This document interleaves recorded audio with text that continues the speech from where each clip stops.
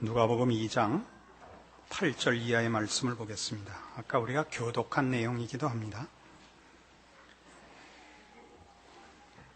누가복음 2장 8절입니다.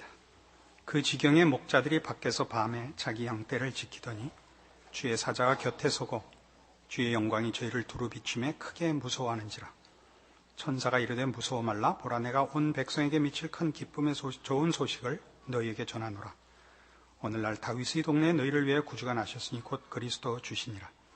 너희가 가서 강보에 쌓여 구유에 누인 아기를 보리니 이것이 너희에게 표적이니라 하더니 호련히 허다한 천군이 그 천사와 함께 있어 하나님을 찬송하여 가로되 지극히 높은 곳에서는 하나님께 영광이요 땅에서는 기뻐하심을 입은 사람들 중에 평화로다 하니라. 예수님의 이 탄생에 관한 누가복음의 기록들은 이 메시아가 어떤 임무와 어떤 의미를 가지고 오시는지를 사실은 잘 기록하고 있습니다. 그는 말구유에서 태어났고 그의 탄생을 축하하러 온 손님들은 3명의 동방박사도 있었지만 대표적으로는 이 밤에 양떼를 지키던 목자들입니다. 당시 가장 비천한 형편에 처한 사람들이었습니다. 이것은 예수님이 오신 그 목적이 정치적 혹은 경제적, 군사적 사역이 아니고 인간의 비극을 그 근본부터 해결하는 영적인 해결자로 오신 것을 시사하고 있습니다. 이런 내용은 마태복음 9장에 가시면 마태복음 9장 1절 예수께서 배에 오르사 건너가 본 동네에 이르시니 침상에 누운 중풍병자를 사람들이 데리고 오거늘 예수께서 저희의 믿음을 보시고 중풍병자에 이르시되 소자에 안심하라 네 죄사함을 받았느니라. 어떤 서기관들이 속으로 이르되 이 사람이 참남하도다. 예수께서 그 생각을 아시고 가라사대 너희가 어찌 마음에 악한 생각을 하느냐. 내 죄사함을 받았느니라 하는 말과 일어나 걸어가라 하는 말이 어느 것이 쉽겠느냐. 그러나 인자가 세상에서 죄를 사는 권세가 있는 줄을 너희로 알게 하려 하노라 하시고 중풍병자에 이르시되 일어나 네 침상을 가지고 집으로 가라 하시니 그가 일어나 집으로 돌아갔다. 이렇게 되어 있습니다. 이 중풍병자를 고치시는 이 내용 속에서도 병을 고치는 것이 아니라 그 병의 원인, 죄를 사함을 이 예수께서 해결하러 오신 메시아인 것을 설명하고 있습니다. 이렇게 단순히 연결하시면 안 됩니다. 죄사함을 받으면 병이 낫는다. 그렇게 간단한 얘기가 아니고 병을 고침으로 아까 목자들이 예수님의 탄생에 찾아온 것과 같이 우리가 가지는 인류의 비극의 원인을 해결하러 오신 분이라는 측면의 설명인 것입니다. 그래서 우리 성탄절이 되면 주로 하는 기원이기도 하고 또 평상시에 우리 예수 믿는 사람들이 가지는 그래서 보편적인 기원이기도 한 것, 예수 잘 믿고 모두가 사랑을 실천해서 평화가 이 땅 위에 임하기를 바라는 이런 소원들은 사실 성경적인 설명을 뒤쫓아가 보면 그런 식의 소원은 굉장히 여러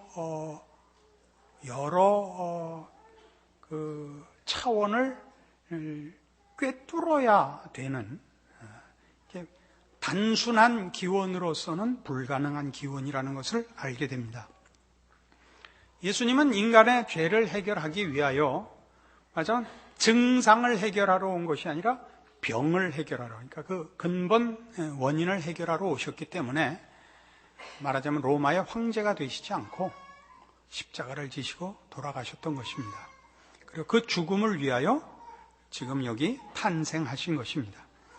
그러니까 우리 모든 신자들은 예수 그리스도로 인하여 구원을 얻은 자요, 예수 그리스도의 십자가의 뒤를 잇는 자로 성탄을 맞으며 그 신앙생활을 이해하고 또 실천할 책임을 가지고 있습니다.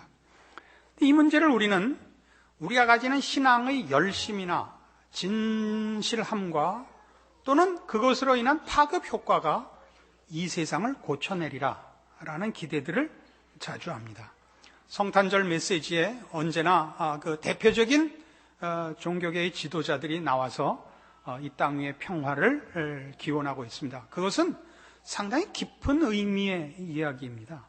간단하게 예수 믿고 서로 욕심을 버리면 된다는 식의 단순하고 피상적인 기원을 하고 있는 것은 아닙니다. 왜냐하면 고린도 후서 5장으로 좀 가보시죠.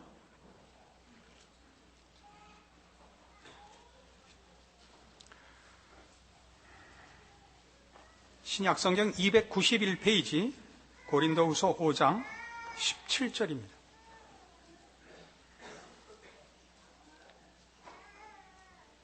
그 아이들 우는 걸 너무 신경 쓰지 마십시오.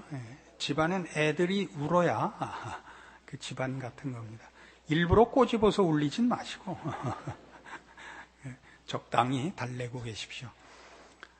고린도후서 5장 17절 그런즉 누구든지 그리스도 안에 있으면 새로운 피조물이라 이전 것은 지나갔으니 보라 새 것이 되었도다.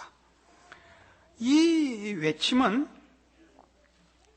그리스도 없이는 새 사람이 될 수 없음을 얘기하고 있습니다. 그러니까 무슨 얘기냐 하면 이제 우리 믿는 사람들이 가지는 소원, 내가 새 사람 되었고 내가 가진 열심과 믿음을 가지고 이 세상에 헌신하면 이 세상이 변할 거라는 생각은 굉장히 성경적으로 이해해야지 단순하게 기대해서는 안 된다는 뜻입니다. 내가 아무리 신자답고 헌신적이고 희생적으로 내 시대와 사회에 봉사를 해도 이 시대와 사회는 변하지 않습니다. 변하는 건 언제나 그리스도 예수 안에서만 변합니다. 그러니까 우리가 가지는 변화에 대한 소원이나 기대나 믿음은 내가 하나님의 사람으로 살 때 나를 통하여 역사하시는 하나님의 은혜가 그리스도 예수 그리스도의 구속 사역을 누구에게 결실시킴으로 일어나는 한 영혼의 회복으로의 변화이지 환경과 조건과 증상이 변하는 일에 신앙이라는 것이 쓸모가 있지는 않습니다. 거기에다 기대를 거시면 안 됩니다. 우리는 지금 어느 시대나 그랬다시피 이 세상을 살아나가는 동안 인류 역사는 어느 시대고 평화로운 때는 없었습니다.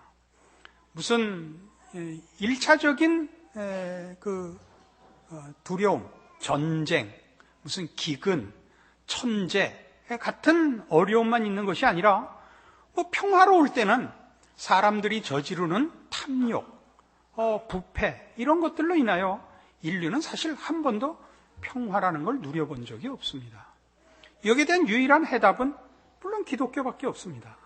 우리만이 여기에 대한 해답인데 그것이 질병을 없애고 싸움을 없애고 탐욕을 없애고 하는 죄를 없애는 싸움이 아니라 죄인을 고치는 싸움이었죠. 언제나 죄가 없어지기를 바라는 것은 성경은 언제나 예수님 다시 오셔서 이 세상이 심판을 받고 저 약속된 새하늘과 새 땅이 허락되는 장소에서만 죄가 없는 것입니다.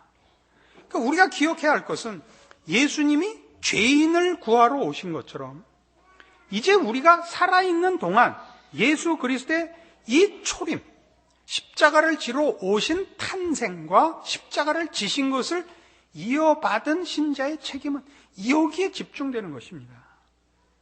죄 아래 포로된 영혼들을 살려내는 일에 우리가 우리의 신앙의 실천과 책임을 요구받고 있지 이 세상이 죄 없고 싸우지 않는 평화로운 환경이 되는 것을 신앙의 기대로 삼지 않습니다.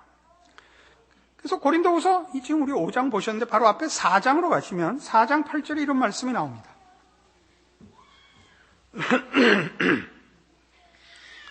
우리가 사방으로 우겨싸움을 당하여도 쌓이지 아니하며 답답한 일을 당하여도 낙심하지 아니하며 핍박을 받아도 버림받지 아니하며 거꾸로 뜨림을 당하여도 망하지 아니하고 우리가 항상 예수 죽인 것을 몸에 짊어지면 예수의 생명도 우리 몸에 나타나게 하려 함이라. 우리 산자가 항상 예수를 위하여 죽음에 넘기움은 예수의 생명이 또한 우리 죽을 육체에 나타나게 하려 함이니라. 그런즉 사망은 우리 안에서 역사하고 생명은 너희 안에서 하느니라. 항상 예수 죽인 것을 몸에 짊어진다. 사망이 우리 안에서 역사한다 하는 것은 뭐죠? 예수 믿는 자가 신앙의 행위를 할 때 그 환경과 조건은 예수님 처음 오셨을 때 이 세상이 예수님을 반대하고 배척하고 그를 십자가에 못 박은 것 같은 환경과 조건이 지속되는 동일한 조건 속에서 우리가 신앙을 영위할 것을 말하는 것입니다. 세상이 변하지 않습니다. 예수님이 그때 오셔서 십자가를 지셨는데도 세상은 변하지 않았고, 그 후에 많은 순교와 기독교 역사상 이어지는 교회의 증언과 실천이 있었음에도 불구하고 세상은 변하지 않습니다. 뭐가 변합니까? 예수 그리스도로 말미암아 그의 자녀들이 구원함을 받은 것과 구원함을 입은 하나님의 자녀들의 증언으로 인하여 하나님의 백성들이 생겨나는 것이 있을 뿐 세상 자체는 변하지 않습니다. 그래서 우리는 이 세상 속에서 우리는 포위되어 있고 공격받고 있고 핍박과 짓눌림 속에 있다고 성경이 분명하게 선언합니다. 8절에 있는 식으로 우리가 사방으로 우겨쌈을 당해도 쌓이지 아니하며 답답한 일을 당해도 낙심하지 아니하며 핍박을 받아도 버림받지 아니하며 거꾸로 뜨림을 당해도 망하지 아니한다 하는 이 표현들은 다 예수님이 당한 일이요, 그 뒤를 잇는 모든 예수 그리스도로 말미암아 하나님의 자녀로 구원함을 얻은 모든 성도들이 이 세상에서 받는 대접이며 형편입니다. 이것이 나아지기를 바라시는 것은 예수님이 오신 목적도 의미도, 또 우리가 예수를 믿어 하나님의 자녀가 되어 사는 우리의 가치와 책임과 의미도 오해하는 것입니다. 서로가 조금씩 양보하고 서로가 조금씩 이해하고 하면 이 땅에 평화가 있을 텐데, 이런 것은 기대해서는 안 됩니다. 죄를 제거하지 않고 이런 일들은 일어나지 않습니다. 우리는 한 영혼이 예수 그리스도로 말미암아 하나님의 크신 은혜로 죄의 속박에서 벗어나는 일을 책임지고 있고 그 기적을 매일 경험합니다마는, 세상이 그렇게 되는 것은 예수님 다시 오셔야 되는 일이라는 것을 압니다. 왜 그렇게 하셨는가는 좀 더 다른 시각에서 찾아봐야 할 문제이고, 어쨌든 예수님께서 오신 이 초림은 이러한 하나님의 백성을 구원하며 죄인된 자리로부터 하나님의 자녀들을 만들어내는 일에 어떤 의미에서 국한되고 있습니다. 그러나 이렇게 함으로써 그 11절에 있는 바와 같이 우리 산자가 항상 예수를 위하여 죽음에 넘기움은 예수의 생명이 또한 우리 죽을 육체에 나타나게 하려 함이라 한 것과 같이, 예수님이 십자가를 지셔서 우리라는 구원의 결실을 얻은 것 같이 동일한 방법으로 우리가 우리의 신앙을 이 세상의 것으로 지원받거나 이 세상의 것으로 내용하지 않고 이 세상에서 오히려 핍박을 받고 적대적 취급을 받으면서 지켜나가는 것으로 하나님께서는 우리 안에서 그리스도 십자가의 효력을 계속 결실하신다고 성경이 설명하고 있습니다. 그럼 우리가 가지는 가치가 뭐죠? 그러니까 하나님 나라의 완성의 가장 중요한 부분, 하나님께서 구원하시려는 백성의 수를 채우는 것, 상징적인 숫자로 14만 4천의 하나님의 백성을 채우는 일, 이 일을 예수 그리스도의 십자가로 하셨지만 그 불러내시는 실존적 사건을 하나님께서 그의 백성들을 통하여 하십니다. 이것이 우리 믿는 사람들의 존재와 인생의 가치요, 의미요, 그리고 우리가 가지는 신앙의 참다운 힘입니다. 하나님은 어쨌든 우리를 통하여 일하십니다. 이것은 마치 뭐와 같으냐 하면, 여러분, 창세기 12장에 나타나는 아브라함의 부르심과 매우 흡사합니다. 창세기 12장 1절, 여호와께서 아브라함에게 이르시되 너는 너의 본토 친척 아비집을 떠나 내가 네게 지시할 땅으로 가라. 내가 너로 큰 민족을 이루고 네게 복을 주어 네 이름을 창대케 하리니 너는 복의 근원이 될지라. 너를 축복하는 자에게는 내가 복을 내리고 너를 저주하는 자에게는 내가 저주하리니 땅의 모든 족속이 너를 인하여 복을 얻을 것이니라. 아브라함의 부름을 보십시오. 하나님은 이제 이 땅에 가득한 죄와 죄로 인한 인간들의 멸망의 이 위기 환경 속에 하나님의 구원을 아브라함을 보내어 하십니다. 아브라함을 통하여 하나님이 누구신지를 증언하며 하나님의 백성된 자의 복들을, 소망들을, 그 기대와 자랑들을 증언케 하셔서 말하자면 죽어가는 세상의 뭇 영혼들을 하나님의 백성으로 만드시는 일을 시행하십니다. 여기에 아브라함의 가치가 있죠. 그러니까 우리가 아브라함을 보면 아브라함은 그의 생애를 늘 무슨 신앙의 완성된 성자로 지나가는 것이 아니라 세상을 살아나가는 모든 현실적인 어려움에 직면한 생활인으로 대부분의 시간을 보내는 것을 봅니다. 자식이 없어서 전전긍긍하며 그 조카와 그 목축하는 일에 비좁아서 일어나는 싸움으로 인하여 헤어지며 기근이 들어서 애굽으로 피난을 가며 하는 여러 가지 현실적인 삶의 도전들에 대하여 반응하기에 급급하지만 그러나 아브라함은 하나님의 사람입니다. 그가 무슨 우리가 평소에 갖고 있는 그 잘못된 이미지로 모세 같고 엘리야 같고 바울 같고 이렇게 산 위에 서서 이렇게 호통치는 그런 위치로나 모습으로가 아니라 저 살기에 바쁜 필부의 모습으로 살아있지만 그는 하나님의 사람입니다.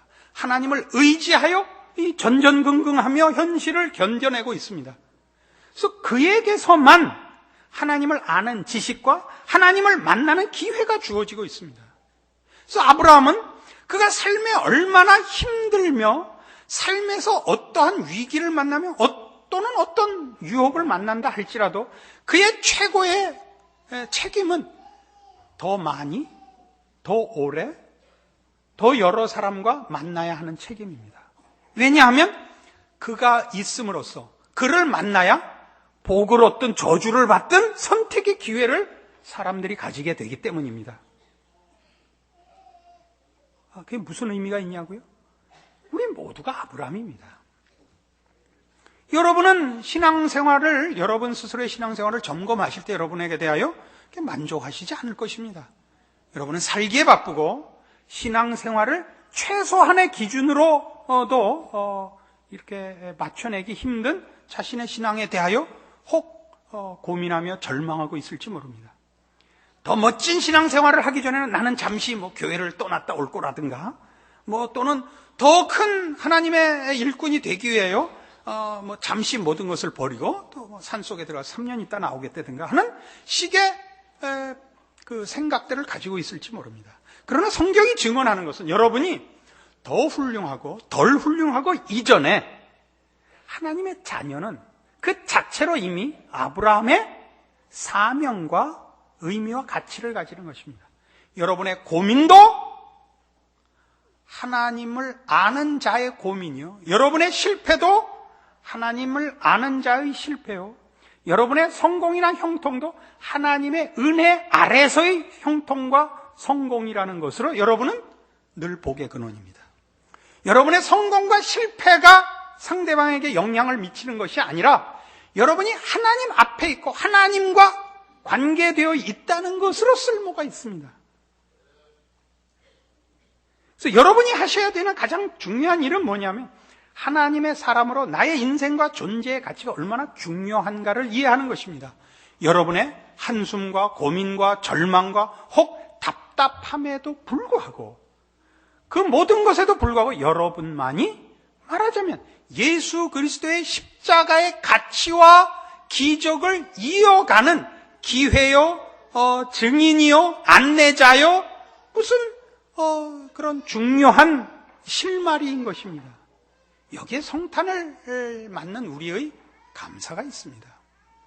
우리의 못난 것에도 불구하고 하나님이 나를 통하여 일하시며 발언하시며 증언하시며 한 생명을 일깨우시는 존재로 내가 서 있는 것입니다. 나를 축복하는 자가 복을 받고 나를 저주하는 자가 저주를 받는 것입니다. 물론 이런 의미는 아닙니다. 나 하나님 믿는 사람인데 나한테 까불면 너 혼나 이런 개념은 아닙니다. 머리큐 2자리 때 얘기죠. 그러니까 우리의 신앙이라는 것도 내가 훌륭해져서 하나님의 일꾼이 되고 내가 실패하면 하나님이 실패하고 하는 감상에서는 일단 벗어나셔야 됩니다. 믿는다는 것, 하나님의 자녀가 된다는 건 그것 자체로 이미 무한한 특권을 가지고 있는 것이라는 이해와 그래서 감사가 있어야 됩니다. 이 이해가 여러분에게 생기면 여러분은 여러분의 신자된 존재의 가치를 아시게 될 것이요, 여러분의 그 사소하고 보잘것없는 삶이 얼마나 큰 것인가를 확인하게 됩니다. 우리는 마치 오병이어의 기적을 일으키셨을 때 그 소년이 가져온 5개의 콜라병과 2개의 고기겠죠. 뭐 예전에야 보리떡 5개였겠습니다만 요새는 누가 또 보리떡 먹나요? 콜라로 하십시다. 하나님이 그것으로 5,000명을 먹이고 12광주리를 남기시는 것입니다. 주님의 오심은 우리를 죄와 사망에서부터 구원하셨을 뿐만 아니라 그 구원과 영원한 소망과 복된 것들을 우리를 통하여 일하신다는 사실로도 우리는 놀라는 것입니다. 예수 그리스도의 오심 이후에 태어나는 모든 성도들은 이제 그의 십자가에 참여하되 그것은 자신의 구원과 복락을 위해서뿐 아니라 그리스도께서 얼마든지 부르시는 구원과 복된 축복으로의 부름에 이제 우리가 협력자로, 증인으로, 안내자로, 수종드는 일꾼으로 서게 됐다는 사실로의 기쁨입니다. 우리의 인생은 값없고 실패하고 보잘것없고 낮아 보이지만 참된 신앙의 눈을 가지고 본다면 아브라함이 그랬던 것처럼 아브라함이 그의 생애 속에 약속의 땅 가나안에서 묘지였던 막벨라 굴 이외에 아무것도 그가 얻은 것이 없었으나 그가 왔다 갔다 하는 것 자체가 복과 저주를 갈라놓는 기회였던 것처럼 우리 모든 예수 그리스도를 믿는 성도들이 이 세상을 사는 동안 세상의 눈으로는 잘 사는지 못 사는지 유명한지 무명한지 성공과 실패를 막론하고 우리의 존재가 왔다 갔다 하고 고민하고 괴로워하고 넘어지고 자빠지고 할지라도 우리야말로 하나님이 베푸시는 이 유일한 복과 영생으로 가는 기회의 실말이라는 사실인 것입니다. 이 사실이 여러분으로 하여금 이 성탄과 여러분의 인생에 큰 힘을 얻고 자신을 얻고 그리고 의미와 가치의 책임을 이해하고 실천하시는 생애가 되시기를 바랍니다. 기도하십시다. 하나님 아버지 은혜를 감사합니다. 이제 예수를 믿어 하나님의 자녀된 우리의 존재와 생애는 저 위대한 아브라함과 같은 것입니다. 우리를 축복하는 자는 하나님의 복을 내리고 우리를 저주하는 자는 하나님이 저주하실 것입니다. 우리를 통하여 하나님은 그리스도 십자가의 구원과 그 영생과 그 놀라운 복락들을 허락하실 것입니다. 그러므로 우리는 우리의 신자된 생애를 자랑하며 감사하며 책임 있게 하나님의 사람으로 살아야 할 것입니다. 과연 저 사도 바울이 증언한 것과 같이 사망은 우리 안에서 역사하고 생명은 너희 안에서 역사하느니라 하는 고백을 우리의 고백으로 가지며 우리의 삶의 내용으로 가지며 목적으로 가지며 순종하고 충성하여 승리해야 할 것입니다. 주의 오심을 기뻐하며 주로 인한 구원과 하나님의 자녀 되었고 그 십자가를 이어가는 하나님의 일꾼된 것을 감사하는 감사로 오늘 여기 주의 말씀으로 확인받은 모든 주의 성도들의 심령과 인생을 주께서 베푸시는 은혜와 허락하시는 힘으로 다시 굳게 하사 저들을 통하여 이 시대를, 이 나라를 소망 있게 하여 주시옵소서. 예수님 이름으로 기도합니다. 아멘.